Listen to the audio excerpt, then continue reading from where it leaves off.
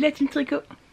On se retrouve aujourd'hui avec une nouvelle idée de série de vidéos qui s'appelle Au fil de discussion. Donc comme son nom l'indique, nous allons papoter ensemble pendant qu'on tricote. Alors moi je tricote ce projet, donc je fais toutes les informations sur le côté. Voilà, donc là j'en suis au corps, vous voyez, donc j'ai divisé les manches et tout. Donc là je vais encore faire quand même quelques centimètres avant les côtes. Je vais pas le faire trop long parce que ce pull a pour but d'être porté par dessus des petites robes. Voilà, donc j'aimerais vraiment qu'il m'arrive un peu au niveau des hanches, pas trop long parce que sinon ça va un peu me tasser. Voilà, c'est ça que j'aime bien, mes petits pulls un peu courts. Donc en plus ça va être bien, ça va me motiver en papotant parce que là je suis vers la fin de ma pelote, vous voyez, voilà. Donc comme ça, dès que j'ai fini ma pelote, j'attaque les manches, même si le corps n'est pas fini. Parce que les manches, je trouve ça très chiant à tricoter, comme beaucoup d'ailleurs. Et du coup j'ai très envie voilà, de mettre ça de côté. Après franchement, ça me ferait un peu chier de terminer là mon deuxième écheveau et de me rendre compte que j'ai pas assez pour les côtes. Voilà, ou alors je fais les côtes et ensuite du coup avec ce qui reste je fais la manche. Bref, on va voir ça. Je tiens aussi à dire que ce nom de vidéo au fil de discussion a été trouvé par mon cher et tendre. Voilà, il était très fier d'avoir trouvé ce nom là. Donc je le dis, parce que c'était très important apparemment. Et donc tout en tricotant, je vais répondre à vos questions. Donc pour cette première vidéo, je vous avais demandé de me poser des questions sur Instagram parce que c'était plus facile pour moi. Donc à partir de cette vidéo, dans l'espace commentaire, je répondrai à toutes vos questions dans la vidéo prochaine, donc le mois prochain, donc au mois de mai. Voilà, donc ça va se faire comme ça, mais je le répéterai vers la fin de la vidéo, comme ça au moins il n'y aura pas de confusion. Et on va répondre à vos questions qui étaient plutôt tournées tricot, mais après voilà, moi je suis pas... je m'arrête pas à ça, voilà, si vous voulez poser 12 questions sur des trucs créatifs, sur mon boulot ou autre, moi je suis chaude pour y répondre. Après voilà, je suis pas très enclin à parler de ma vie personnelle vraiment dans les détails, parce que c'est ma vie perso, donc voilà. Mais je vous connais, vous êtes deux vrais bibous, donc je sais très bien que vous n'êtes pas comme ça.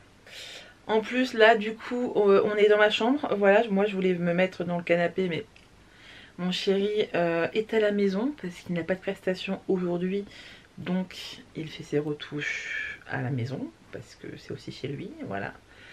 Mais voilà, comme il fait un petit peu de bruit parce que bah il vit quoi, je voulais pas me mettre dans le canapé parce que j'avais peur d'être dérangée, donc on est dans la chambre avec le petit tricot, avec Myrtille là qui est sur mes pieds parce qu'elle voulait être là, bien sûr, parce qu'elle ne me lâche pas. Et comme vous pouvez le voir, moi je tricote à l'ancienne. Voilà, je lâche mon aiguille, je lâche mon fil. En ce moment j'ai très envie de mettre au tricot anglais, je crois. Alors parce que la méthode continentale, donc le fil à gauche, je n'y arrive pas du tout. J'ai déjà essayé 15 fois, c'est vraiment pas pour moi. Par contre la méthode du fil à droite tenu là par le doigt, etc. J'avais déjà fait des petits tests, ça marchait beaucoup mieux. Par contre j'aimerais vraiment faire que un projet à ça. Comme ça au moins je me fais la main dessus parce que je sais que forcément ma tension va bouger. Puisque ça va être un nouvel apprentissage, une nouvelle manière de poser mes mains, etc. et tout. Donc on verra. Mais ce sera pas pour tout de suite parce que là le point positif c'est que certes ça me prend plus de temps à tricoter, mais au moins je ne regarde pas mes mains. Du coup je peux bouquiner, je peux regarder la télévision, je peux papoter avec vous sans avoir le regard rivé sur mes mains. Donc un point positif quand même qui n'est pas négligeable. Alors on commence tout de suite avec une question de Grue et Chemise. Quelles sont tes sources d'inspiration? Alors je le dis très régulièrement, mais je suis quelqu'un d'extrêmement influençable. Je n'ai pas de personnalité et en fait il suffit de voir un truc qui est trop beau sur quelqu'un pour avoir envie de l'avoir. Voilà. Et généralement je me fais extrêmement influencer sur les réseaux sociaux. C'est un peu ma bête noire parce que j'essaye de me détoxiquer de ça. notamment de Instagram et de temps en temps de TikTok. C'est vrai que j'adore les réseaux sociaux et ça me prend un temps de malade. Du coup j'essaye de remplacer mes temps d'écran par des temps de lecture. Mais je suis quand même pas mal sur les réseaux. Après c'est quand même en partie mon travail aussi. Donc je dirais que ma plus grosse source d'influence ce sont les réseaux sociaux et notamment Instagram. Et la deuxième question c'est: es-tu organisé, planning tricot ou freestyle? Alors autant dans ma vie professionnelle je suis très organisée, je suis même une maniaque des plannings, du rangement, des échéances, etc. Autant dans mes hobbies je n'y arrive pas du tout. Le truc c'est que quand c'est des hobbies du coup c'est un peu comme la lecture.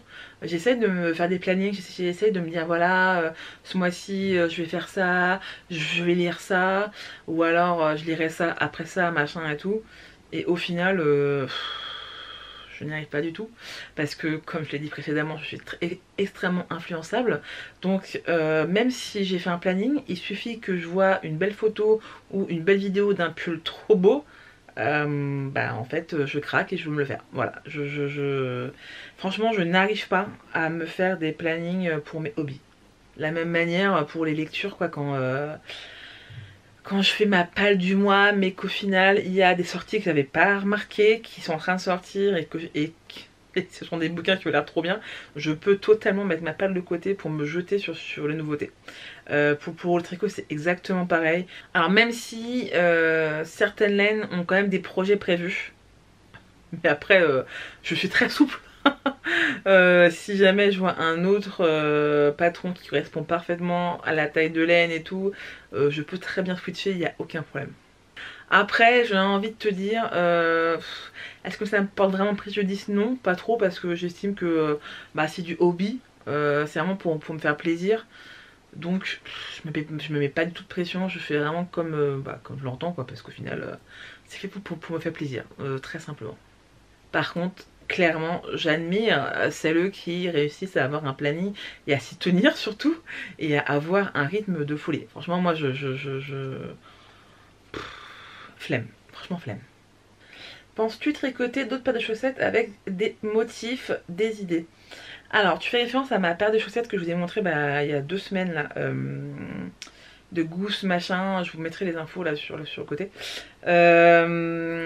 que j'ai décidé d'arrêter. Je vous expliquerai ça dans mon prochain journal tricot. Néanmoins j'aime beaucoup le principe même des chaussettes en jacquard, donc je vais quand même refaire des chaussettes en jacquard. Et clairement je suis tombée en amour avec les patrons de Charlotte Stone, Stone Knits sur Ravelry je crois. D'ailleurs j'ai très envie de m'offrir son bouquin qui est sorti il y a quelques temps. J'adore ces modèles, je trouve ça très mignon. Et que oui, même si mon rendu de mes petites oies là ne me conviennent pas, j'ai très envie de continuer quand même l'expérience, de m'acheter des meilleures laines pour que le jacquard soit encore plus beau. Et en plus clairement je trouve que les modèles de Charlotte Stone ils sont incroyables, ils sont tellement mignons que ouais, je pense clairement craquer pour ce bouquin, ou alors demander à des profs de me l'offrir, voilà. Après en vrai il y a bientôt notre anniversaire de mariage, début mai là. En plus monsieur sera pas là parce qu'il sera donc en déplacement professionnel. Donc je compte appuyer sur sa culpabilité pour me faire offrir des bouquins. Et je pense que celui-ci sera dans la liste. Après n'hésitez pas à dire en commentaire si vous avez d'autres designers de chaussettes jacquard, parce que moi je suis prête à aller découvrir ça. Encore une fois je suis hyper influençable, donc moi il m'en faut très peu pour me faire craquer en vrai. Tu nous feras un stage tour? Alors oui, si ça vous intéresse, dites-moi d'ailleurs en commentaire si ça vous intéresse. J'y ai pas pensé, mais pourquoi pas. Après moi je pense, comparé à beaucoup de personnes, un stage beaucoup plus réduit. Je n'ai pas honte du nombre de pelotes que j'ai, j'assume complètement tout ce que j'ai. Après je suis à un point dans ma vie de tricoteuse qui est un peu délicat. Dans le sens où j'ai acheté beaucoup pendant un temps très réduit. Et après, je n'ai plus tricoté pendant très longtemps. Et du coup, durant cette période, j'ai pris beaucoup de poids. Et au final, ce que j'ai acheté avant ne correspond plus vraiment à ce dont j'ai envie et à ce dont j'ai besoin. Parce que dernièrement, j'avais été regarder, il y a notamment, par exemple, des écheveaux que j'avais achetés pour faire des pulls ou des gilets, sauf qu'il n'y en a que 3. Et maintenant, vu ma taille, 3 ça me suffit pas. Maintenant, il m'en faut au moins 4. Du coup, je me retrouve avec des écheveaux qui me plaisent, mais que je peux pas vraiment utiliser parce qu'il m'en manque un. Et un, c'est pas rien, surtout sur un pull. Et en plus, j'ai énormément d'écheveaux qui sont en fingering, donc en 3,5. Et en ce moment, c'est plus vraiment le type de tricot que j'ai envie de tricoter. Vraiment, maintenant, le 3,5, ça me gonfle. Ça me prend un temps infini. Surtout que, vu mon corps, je ne compte même pas le nombre de mailles qu'il y a sur les aiguilles, c'est un enfer. J'ai vraiment envie de me diriger plutôt sur des pulls et des gilets en DK ou en plus gros même. J'ai très envie de me faire un pull en aiguille 6 mm, ça va monter tellement vite, franchement, j'aimerais trop. Et donc voilà, donc au final je me retrouve avec des écheveaux que je peux pas utiliser donc dans leur ensemble. Ou alors dans ce cas là il faudrait que je fasse des rayures, mais alors je vais pas non plus me faire 15 pulls à rayures quoi, à un moment donné. Et en plus ça reste du fingering, donc grosse flemme. Voilà, donc il y a beaucoup d'écheveaux que je me tâte à me séparer parce que clairement je suis pas sûre de les tricoter un jour. Néanmoins, ce sont quand même des écheveaux qui me tiennent à cœur. Parce que je me souviens quand est-ce que je les ai achetés, à quel moment, dans quel contexte, il y en a aussi qui m'ont été offerts. Donc au final tout ça c'est vraiment des souvenirs et des beaux souvenirs. Et je suis pas sûre de réussir à m'en séparer. Voilà. Mais en même temps, avoir de la laine qui dort et de ne jamais la tricoter, ça sert à rien. Et je pense que ces écheveaux seront beaucoup plus heureux entre des mains de tricoteuses qui vont s'en servir. Donc, j'ai un peu le cul entre deux chaises. Voilà. Mais, voilà, si jamais ça vous intéresse de voir mon stage, mettez-le moi en commentaire et puis je verrai ça. Ensuite, Knit.com me demande est-ce que tu tricotes tous les jours ou tu as des périodes? Alors clairement moi je suis vraiment période, je suis un peu même monomaniaque parfois, ce qui est un peu chiant dans ma vie de tous les jours, mais c'est comme ça. Après, même si j'ai eu de longues périodes où j'ai pas tricoté, j'ai toujours eu quand même mon tricot à portée de main. Et j'ai quand même toujours eu des petites chaussettes sur les aiguilles. Voilà, même si j'ai pas tricoté de pull et de gilet pendant de nombreuses années, j'ai quand même eu toujours des petits projets sur le côté qui étaient accessibles et sur lesquels je pouvais me tourner si jamais j'avais vraiment un manque de laine et puis d'aiguilles. Après, clairement, ça, je me mets moins la pression. Qu'avant, le tricot a pris moins de place dans ma vie parce que ma vie a changé, parce que ma vie a évolué, parce que ma vie personnelle n'est plus la même qu'il y a 10 ans, parce que j'ai plus les mêmes aspirations, j'ai plus le même travail, etc. Donc voilà, tout ça fait que tout change en fait. Et je me mets pas de pression, je tricote vraiment quand j'en ai envie, quand j'en ai besoin. Après, ça reste vraiment une passion qui, à moins d'avoir des gros problèmes de main ou alors de vue, restera vraiment ancré en moi. D'ailleurs, c'est vraiment ancré en moi puisque j'ai un tatouage de tricot sur le bras gauche, donc clairement, c'est là. Voilà, c'est ancré en moi vraiment profondément. Alors j'ai deux questions qui se rapprochent en fait de deux personnes différentes, mais voilà, mes envies de tricot ou mes futurs projets. Parce qu'apparemment vous manquez d'inspiration, alors il n'y a pas de souci, je vais vous mettre tous les projets qui me tentent beaucoup. Alors en ce moment je suis très partagée parce que j'ai d'un côté des envies de gros pulls et de l'autre des envies de petits tops d'été. Donc clairement ça n'a rien à voir, ce ne sont pas les mêmes aiguilles, ce ne sont pas les mêmes laines, ce ne sont pas le même temps. Mais voilà.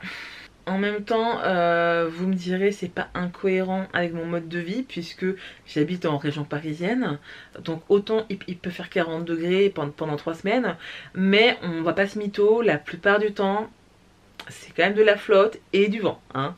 Donc en soi, me tricoter un pull long en aiguille 6 en plein mois d'août, moi ça me surprend pas parce que bah, c'est Paris quoi, voilà.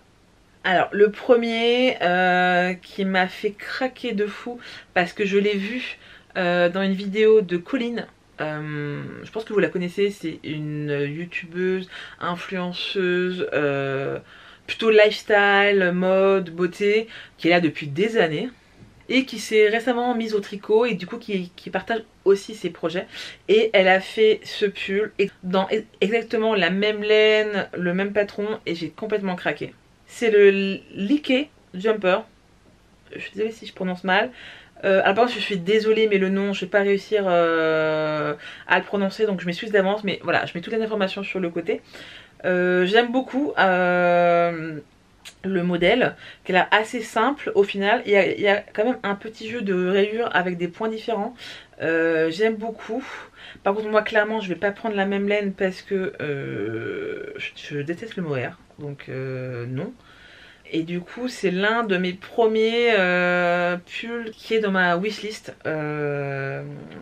Par contre là pour le coup je n'ai absolument aucune idée de la laine que j'utiliserai. Par contre j'aimerais bien qu'on prenne 2 minutes pour m'expliquer pourquoi est-ce que la modèle est en collant mais n'a pas de short ni de jupe.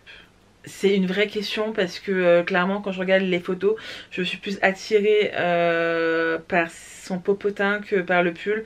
C'est vraiment très déstabilisant. Je suis pas très fan des photos de cette designeuse. Voilà. Mais par contre j'aime bien ces modèles. De la même designeuse, j'ai ce pull slash gilet aussi parce qu'il est aussi disponible en gilet. Ce que j'aime bien c'est les petites rayures et surtout ce col. Je sais que bah, c'est un modèle qui a l'air d'être assez classique, mais je trouve que ce petit col avec les rayures c'est très beau. Et j'ai potentiellement la laine dans mes tiroirs. J'ai très envie de me faire un truc très coloré. Donc obligé il y aura du rouge. Et je me tâte avec les rayures soit rose très clair, presque blanc, soit un bleu, un peu un bleu comme ça, que je trouve très beau. Ouais, j'aime bien ce modèle. Il a l'air d'être très rigolo et je pense que c'est aussi un bon moyen de s'amuser avec la laine. Et ce col, je sais pas pourquoi, mais je le trouve trop kiki quoi, j'adore. Par contre, encore une fois, les modèles de ce designer me font la gueule. Je comprends pas, franchement ça je comprends pas. Il y a le Brady Loop Sweater qui est assez simple en soi. Mais j'aime beaucoup pour les détails, donc du coup bah, pour ce pull en côte, mais vraiment des côtes très larges. Donc à mon avis ça doit pas être trop chiant à tricoter. Et surtout cette petite torsade juste sur le bras, je trouve ça très mignon. Je trouve ça très chic aussi. Je trouve vraiment que ça fait un petit détail qui fait tout la beauté du pull, mais sans être non plus être trop chiant, tu vois.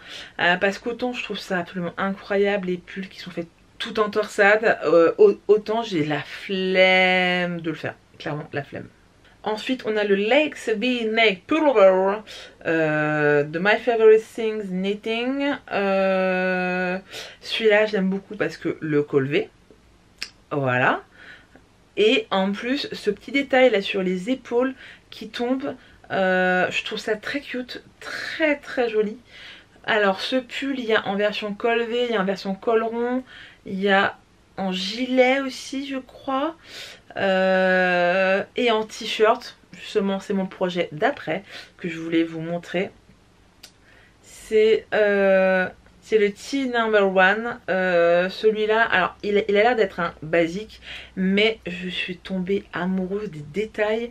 Ce petit détail là sur les épaules, déjà c'est le même que sur le pull d'avant, donc je trouve ça absolument trop mignon. Et surtout ce petit col et ces emmanchures, je sais pas, je trouve ça absolument incroyable comme détail, comment c'est bien fait, les finitions elles ont l'air d'être absolument sublimes. Par contre je crois que ça se travaille avec des aiguilles 3. Comment vous dire que jamais de la vie. Donc voilà, donc celui-là je l'admire de loin, mais c'est tout, voilà. Sinon, comme petit pull d'été, le Textured Rebecca de Marguerite, que je trouve très mignon, assez simple aussi, mais tout est dans les détails, dans les petites rayures un peu texturées avec des petits œillets. Je trouve ça très très cute. En plus du coup, donc on aperçoit un peu la brassière ou le soutien-gorge dessous. Je trouve ça très sexy, très joli. J'aime beaucoup, beaucoup, beaucoup. Mais vous inquiétez pas, la semaine prochaine, enfin le mois prochain en tout cas, je vous ferai des inspi grande taille pour les tops d'été, parce que clairement il y en a plein qui me disent de ouf et du coup je veux qu'on fantasme dessus et je veux qu'on soit tous dans la même merde, voilà, d'avoir du coup plein de projets en attente avec plein de laine, voilà, comme ça je ne serai pas toute seule. Alors là on va passer donc aux petites questions rigolotes. Déjà, le sac à puce me demande: l'enfer, c'est un pull en mohair simple en aiguille 2,25 ou une attaque de mythe? Alors, le problème de cette question, c'est que je déteste le mohair. En plus, je ne supporte pas. Moi, j'ai une peau très très chiante qui est extrêmement sensible. Et du coup, je ne supporte que le mérinos bien retordu. Donc, et le cachemire aussi, j'aime bien, j'avoue. Avec un peu de coton, mais sinon tout le reste je ne supporte pas. Même l'alpaga que je trouve très doux au toucher, avec mes mains, quand je le mets contre mon cou, je fais des plaques. Et le mohair c'est la même chose mais en x10. Donc tricoter donc du mohair en plus en aiguille 2,5 qui va me faire des plaques sur les mains, ça va être l'enfer. En plus à ma taille, des aiguilles de chaussettes, c'est l'enfer. Ou une attaque de mythe, la vérité, je vais tricher. Sorry, not sorry. Je vais dire que je préfère le pull en mohair, tricoté en 2,25, mais tricoté à la machine à tricoter. Voilà, alors je n'en ai jamais fait. D'ailleurs, ça m'intéresserait de le faire un jour. Je n'en ai jamais fait, mais au moins je me dis comme ça, je suis pas en contact direct avec le mohair sur ma peau. Du coup je ne risque pas de faire des allergies, mais en même temps ça va se monter beaucoup plus vite que si c'est moi qui tricote, donc je pense que c'est la bonne solution. Voilà, j'ai triché mais j'assume. Et la dernière question hors tricot mais tout aussi importante, ce qui nous vient de Kimono, une question sur Marié au premier regard. Très très fan. Est-ce que Bruno est la définition du red flag ou juste quelqu'un de très maladroit? Alors sorry Bruno ou toutes les fans de Bruno qui passent par là, pour moi Bruno est un gros connard, très simplement. Voilà, pour moi un mec comme Bruno, ça pue le red flag de ouf. Le fait qu'il veuille tout contrôler, c'est un psychorigide monomaniaque du contrôle. Moi vraiment, un mec comme ça, mais ça me fait fuir à des kilomètres. En plus, s'il vous plaît, est-ce qu'on peut parler de la nuit de noces? Ok, le mec la force à monter sur un bateau alors qu'elle a le mal de mer. Et il arrive dans la chambre avec un t-shirt pourri alors que la go, elle est en petite misette trop sexy, trop mignonne. Et en plus de ça, il y a les shots d'à côté qui fuient. Ils ont littéralement les pieds dans la merde et dans la pisse. Et après, le cum, il s'étonne que sa femme n'a pas voulu ken avec lui. Mais à quel moment Bruno? Mais franchement, enfin, faut quand même ouvrir les yeux, copain, et se rendre compte que t'as déconné, mais surtout toute la ligne en plus. Et puis bon, là c'est vraiment que un moment précis, mais dans toute leur relation c'est hyper malsain, c'est hyper chelou. En plus la nana, elle essaye gentiment de lui parler, de lui dire qu'il y a quand même des choses qui la blessent, que ça lui convient pas, etc. Et en fait le mec il s'en bat la race. Et le pire c'est qu'il se fait passer pour la victime de non mais tu me parles trop mal, mais je suis trop vexée, mais je suis trop blessée, machin. Mais oh, allô mec, mais ouvre les yeux, c'est toi le problème, c'est pas la cocotte. Donc non, vraiment Bruno, je trouve vraiment qu'il est essentiel à cette émission parce qu'on peut tous et toutes le détester. Ah vraiment, je pense que c'est vraiment le personnage de cette saison qu'on déteste le plus. Et heureusement qu'il est là. Parce que autant la pépette elle me fait vraiment de la peine. Mais par contre moi ce mec il me fait tellement rire. Enfin vraiment merci à la prod de l'avoir mis dedans parce que... parce qu'il est horrible en fait. Donc voilà, le premier épisode de cette nouvelle série de vidéos est terminé. Écoutez, j'ai fait quelques rangs en plus, c'est pas mal, hein, voilà. J'espère que vous avez passé un beau moment. J'espère que j'ai répondu à vos questions les plus essentielles de votre vie. En tout cas, moi ça m'a vraiment plu, donc j'aimerais vraiment recommencer cette expérience. Donc si vous le souhaitez, mettez-moi des petites questions en dessous de cette vidéo et comme ça j'y répondrai le mois prochain dans une autre vidéo de Au fil de discussion. Sur ce, je vous dis à la prochaine et on se retrouve très vite pour d'autres aventures créatives. Salut, salut!